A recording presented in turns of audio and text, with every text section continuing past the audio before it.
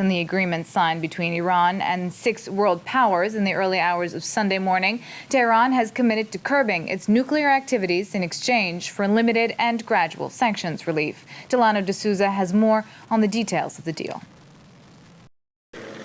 A historic interim agreement was reached on Sunday between global powers and Iran.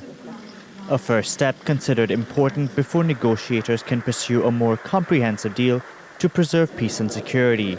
For Iran's part, it has committed to stop enriching uranium beyond 5%, as well as halting the installation of any new centrifuges. But the agreement does not preclude Tehran from making new centrifuges. It will also neutralize its stockpiles of enriched uranium at 20%.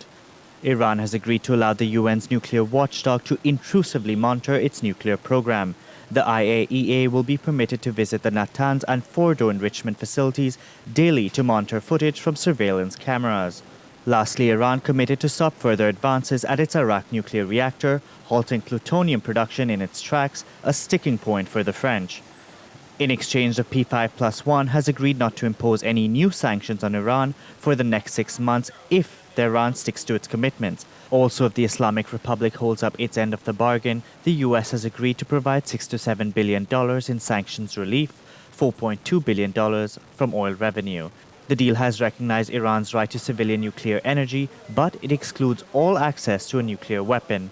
The agreement as it stands would also lengthen the time required for Iran to produce weapons-grade uranium for a nuclear device by several weeks. A joint commission is expected to be put in place to monitor the implementation of this agreement. For Iran, one of the priorities of this deal was its right to civilian nuclear energy.